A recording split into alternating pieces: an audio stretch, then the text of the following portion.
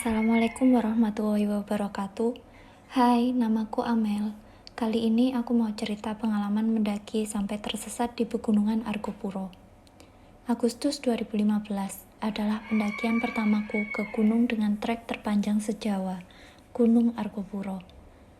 Rencana awal kami beranggotakan 4 laki-laki dan 2 perempuan, tapi karena temanku yang perempuan tidak dapat izin, akhirnya dia meminta seorang temannya menggantikan. Sedangkan 1 orang teman laki-laki kami juga tidak bisa ikut.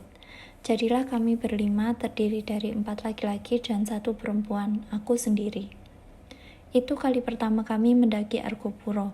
Berbekal fisik, mental, dan persiapan yang cukup matang, kami berangkat dari Malang tanggal 11 Agustus 2015. Sebelum mendaki, kami tentu meminta izin orang tua, termasuk aku. Aku bilang akan segera pulang setelah 5 hari pendakian, paling lambat 6 hari dengan pulang pergi. Kami berangkat hampir siang kala itu, bertepatan dengan hari jadi Arema. Di sepanjang jalan banyak konvoi, macet di mana-mana. Sesampainya terminal Arjosari, bis juga tak kunjung berangkat. Perjalanan Malang Situbondo selama kurang lebih 4 jam. Kami sampai di Situbondo, tepatnya alun-alun Besuki pukul 4 sore. Tumpangan ke pos pendakian Argopuro sudah tidak ada. Alhasil kita terpaksa menginap di musola atau masjid sekitar. Kami tidak bisa menumpang istirahat di masjid pertama karena buru-buru digembok usai kami sholat. Kami berkeliling alun-alun sambil mencari makan dan tempat menginap. Maklum, saat itu kantong kami tipis. Uang harus dihemat untuk biaya simaksi yang cukup mahal bagi kami saat itu, sekitar 160.000 per orang. Jadi untuk 5 orang total 800.000. Belum lagi untuk makan setelah pendakian, transport, dan lain-lain. Akhirnya kami bermalam di musola dekat kantor polisi. Musolanya bersih, sepi, dan yang penting tidak digembok. Kami sepakat tidur bergantian sambil menjaga barang, tapi yang ku tahu hanya aku yang bisa tidur nyenyak. Hari kedua kami bersiap mencari tumpangan. Setelah berjalan cukup jauh, akhirnya kami dapat tumpangan pick up sayur. Karena aku perempuan sendiri, aku dipersilahkan duduk di depan. Kata sopirnya, biar nggak masuk angin di belakang, Mbak. Rupanya teman-teman menikmati duduk di belakang bak pick up bersama nenek-nenek pedagang sayur dan ikan asin.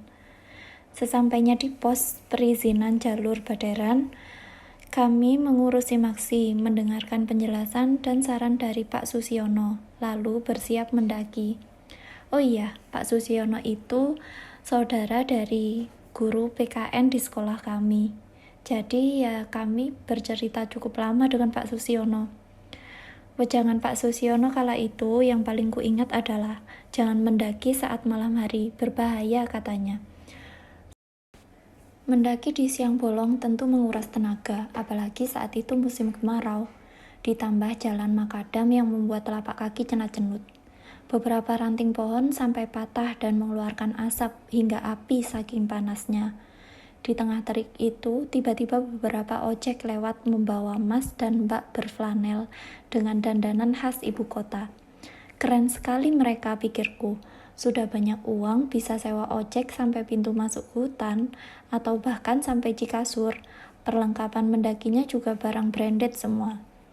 Kami semakin bersemangat untuk sampai di pos mata air 1. 3 jam perjalanan dari Jalan Makadam, akhirnya kami sampai di pos mata air 1. Selepas sholat dan beristirahat, kami melanjutkan perjalanan kembali. Sebelum melanjutkan cerita, aku mau memperkenalkan anggota pendakianku.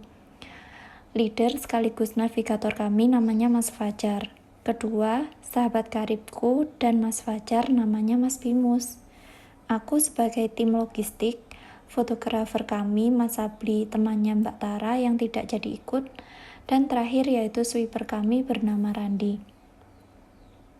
2 jam perjalanan sampailah kami di pos mata air 2.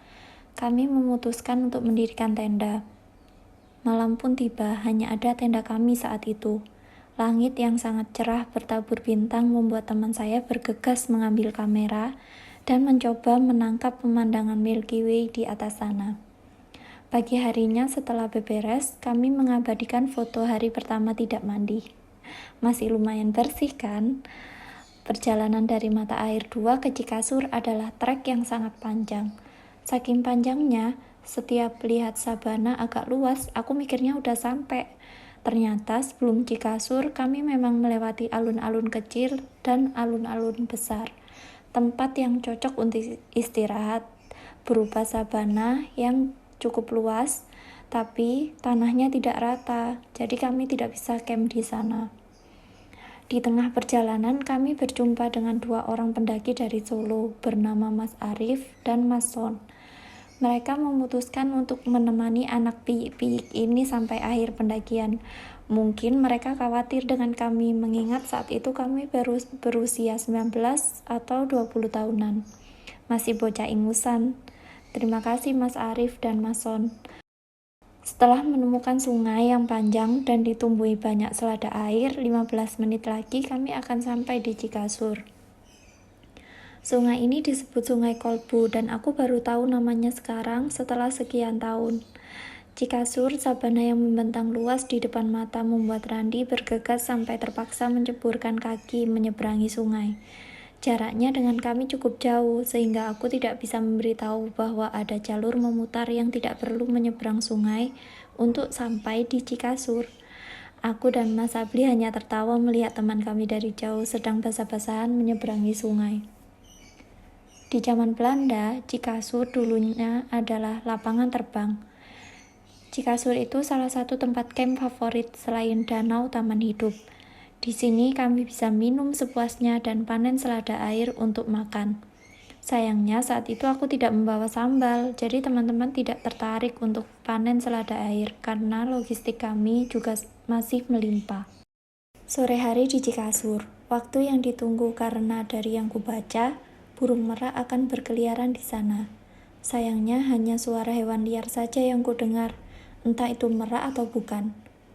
Pagi ini juga tak kalah cerah dengan di Mata Air 2. Apalagi di kejauhan terlihat ada para pendaki keren yang kami temui sedang naik ojek di awal pendakian. Cuci mata, kata teman-teman priaku. Oke lah, terserah mereka saja.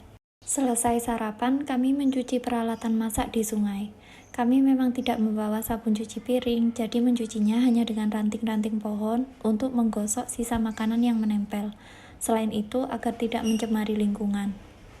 Perjalanan masih panjang, masih ada puncak dan danau taman hidup yang menanti. Mungkin suatu saat perlu diagendakan bermalam di Cikasur cukup lama, agar bertemu dengan burung merak di sana. Sampai jumpa Cikasur. Kami melanjutkan perjalanan ke Cisentor. Cikasur ke Cisentor memakan waktu sekitar 2 jam. Kami beristirahat di sini. Kebetulan saat itu juga bertemu pendaki keren lainnya. Ada 2 orang mbak-mbak dan beberapa mas-mas. Girangnya teman-teman priaku mendapat pemandangan indah di sana. Jadi pengen istirahat lama katanya. Di Cisentor ini juga ada sungai kecil. Inilah keunggulan Argopuro. Meskipun treknya panjang, tapi sumber airnya melimpah. Tidak khawatir kehausan selama perjalanan. Malam ketiga kami dihabiskan di Rawaembi. Dari Cisentor ke Rawaembi memakan waktu hampir 4 jam. Sepanjang perjalanan Cisentor ke Rawaembi itu full hutan. Banyak pohon yang mirip dengan di film Harry Potter saking lebatnya. Perjalanan yang cukup bikin kaki mau copot rasanya. Sesampainya di Rawaembi ada banyak tenda di sana. Pagi menuju puncak adalah pagi paling cerah bagiku. 3 puncak sekaligus, Puncak Rengganis, Puncak Argopuro, dan Puncak Arca. Kalau pendaki lain carrier dan barang-barang semua ditinggal di Rawaembi, kita mah sok-sokan bawa carrier mau ke puncak. Beberapa menit perjalanan masih slow, masih bisa bercanda. Sama foto ala-ala nunggu angkot lewat di sabana lonceng. Begitu sampai persimpangan, akhirnya kami menyerah. Udahlah, carrier-nya tinggal sini aja, toh ke puncak nggak makan waktu lama kan. Menuju puncak Rengganis perlu waktu sekitar 15 menit. Dekat puncak akan menjumpai petilasan. Konon, petilasan inilah yang melatar belakangi kisah Dewi Rengganis. Puncak Rengganis berupa batuan kapur dan berbau belerang. Dari atas puncak Rengganis terlihat lautan awan, lubang kawah, bekas petilasan, dan sabana tempat kami nunggu angkot tadi.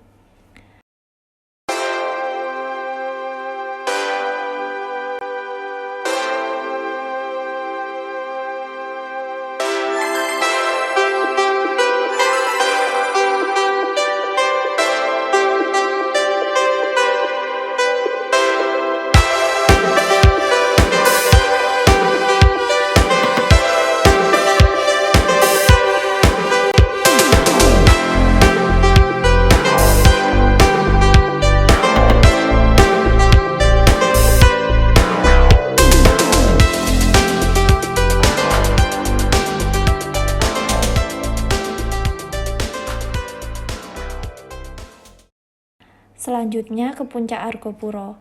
Perjalanan ke sana juga tidak memakan waktu lama, sekitar 20-30 menitan. Puncaknya berupa susunan batu dan triangulasi penanda puncak tertinggi di sana. Kami melakukan upacara bendera menyambut hari ulang tahun Republik Indonesia ke-70. Momen kali ini cukup sakral karena kami hanya bertujuh di puncak, tidak ada pendaki lain. Rasa haru menyelimuti kami hingga ingin berlama-lama di puncak tertinggi Argopuro. Tidak terasa waktu menunjukkan pukul 5 sore. Puncak terakhir sebelum menghabiskan malam di Danau Taman Hidup yaitu Puncak Arca atau Puncak Hyang. Kenapa disebut Puncak Arca? Karena di sana ada arca berbentuk sapi yang terpenggal bagian kepalanya. Di sini baterai kamera kami sudah habis, padahal temanku bawa 2 baterai. HP pun sudah lowbat. Untung ada Mas Arif dan Mas Son yang berkenan mengabadikan momen di Puncak Arca. Sesampainya di Puncak Arca, hari sudah sore. Wajah kami tampak glowing atau lebih ke berminyak. Soalnya tertimpa cahaya sore itu karena sudah beberapa hari tidak mandi. Entah kenapa sore ini terasa sangat dingin, lebih dingin daripada sebelumnya. Mungkin karena kami sudah cukup lelah atau hari semakin gelap.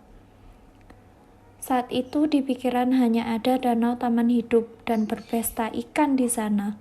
Padahal jarak tempuh dari Puncak Arca ke Taman Hidup perlu sekitar 7 jam. Artinya jika kami lanjut maka akan sampai larut malam karena saat itu jam menunjukkan pukul 5:30 sore. Kami turun melewati jalur yang tidak biasa.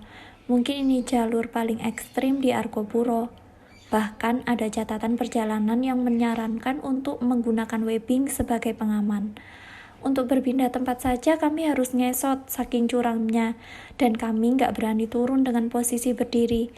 Jalur ini disebut jalur tikus karena tidak perlu kembali ke sabana lonceng lagi. Semakin turun, hari semakin gelap. Sedangkan kami seperti semakin melipir ke jurang, sampai-sampai Mas Fajar harus memasang webbing untuk turun. Di tengah suasana genting itu, badanku menggigil. Tulang terasa lunglai hingga terduduk meringkuk. Teman-teman yang sigap langsung menyelimutiku dengan pakaian lain dan jas hujan berlapis. Aku setengah sadar saat itu, sementara Randi dan Mas Abli menalikan webbing di tubuhku.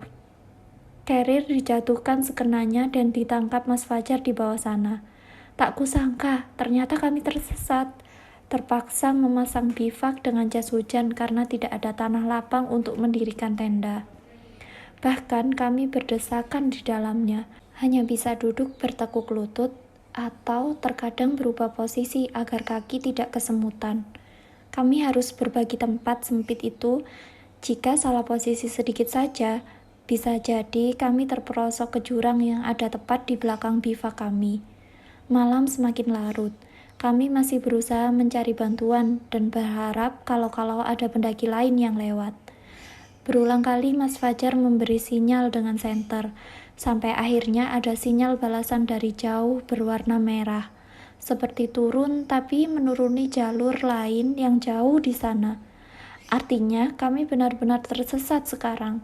Sesaat aku teringat wejangan dari Pak Susiono yang mengatakan bahwa kami tidak boleh mendaki di malam hari. Kami sebenarnya berusaha tidak melanggar hal itu, tapi karena itu adalah hari terakhir kami, Mau tidak mau kami harus sampai taman hidup malam itu juga, agar bisa menyimpan tenaga untuk turun dan melakukan perjalanan jauh kembali ke Malang. Tapi takdir Allah berkata lain, kami harus bermalam di pinggir jurang. Entah pukul berapa kala itu, aku mendengar langkah kaki seperti orang melewati bivak kami. Aku berusaha membangunkan teman-temanku, tapi saat itu yang kulihat masih terjaga hanya Mas Sabli. Entah yang lain tidur atau hanya memejamkan mata saking lelahnya. Sementara Mas Sabli tidak memberi isyarat apa-apa padaku. Mungkin aku hanya berhalusinasi. Tiba-tiba aku dan Mas Sabli tersentak dengan suara hewan atau entah apa yang mengoyak bivak kami. Pelan memang, tapi cukup membuat kami merinding, seperti suara cakar yang berusaha membuka bivak untuk mencari mangsa. Dalam hati kami hanya bisa pasrah dan berdoa agar pulang selamat sampai rumah. Saking lelahnya aku tertidur. Ketika membuka mata, hari sudah sangat cerah. Begitu mengintip keluar, benar saja, tepat di samping bivak kami adalah jurang. Untuk bergerak keluar, kami harus hati-hati dan keluar satu persatu, mulai dari yang paling luar. Syukurlah, jalur yang benar tampak dari kejauhan. Karena hari itu kami harus pulang dan tidak bermalam di taman hidup, aku terpaksa membuang sisa logistik ke jurang, agar tidak terlalu berat beban karirku. Sayang sekali pikirku. Dua hal yang kami sayangkan, yaitu tidak bisa bermalam sambil memancing di taman hidup dan membuang sisa logistik yang berharga.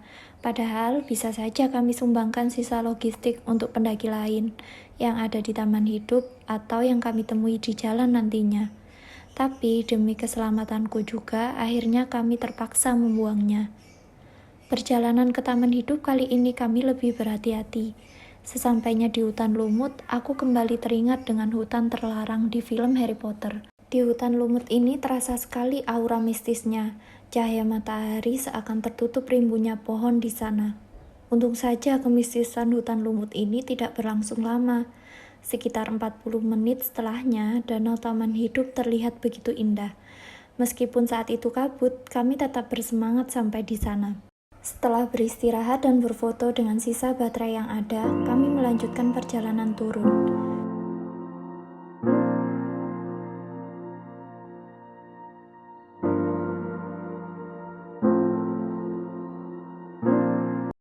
Di perjalanan turun ini, kami bertemu banyak pendaki muda. Tidak seperti Via Baderan, kebanyakan yang lewat Via Baderan adalah peneliti dan orang dewasa. Sedangkan Via Bremi ini mengingatkanku pada pendakian Semeru yang hanya bertujuan sampai di Ranukumbolo saja. Begitu pula para pemuda yang kami temui ini, mungkin hanya ingin camping ceria di taman hidup, lalu kembali turun Via Bremi karena barang bawaan mereka cukup sederhana dan tidak terlalu banyak seperti kami. Bahkan ada pula pendaki wanita yang tidak membawa apapun, hanya menggunakan kacamata dan topi penuh gaya. Ketika kami sapa, teman sependakiannya bilang, "Aduh, gitu aja lemes. Lihat tuh mbaknya bawa carrier gede. Taman hidup masih jauh ya, Mas?" Tanyanya melanjutkan. Aku cuma bisa senyum karena sudah sangat lelah. Sementara teman-temanku terkekeh mendengar itu sambil menjawab, "Enggak kok, beberapa menit lagi sampai." Candaan khas pendaki yang turun untuk memberi semangat atau mungkin membohongi pendaki yang sedang naik. Syukurlah kami bisa pulang dengan selamat dan masih sempat selfie dalam bis. Begitulah cerita pendakian kami di Arkopuro, mulai tanggal 12 sampai 16 Agustus 2015. Semoga dapat diambil pelajaran dari cerita kami. Setiap perjalanan, sesulit apapun tetaplah berkesan. Bahkan saat salah memilih jalan, tersesat, terlambat pulang, dan membuat khawatir banyak orang. Kalau ada pertanyaan atau apapun, bisa berkomentar di bawah ini. Terima kasih. Sampai jumpa lagi.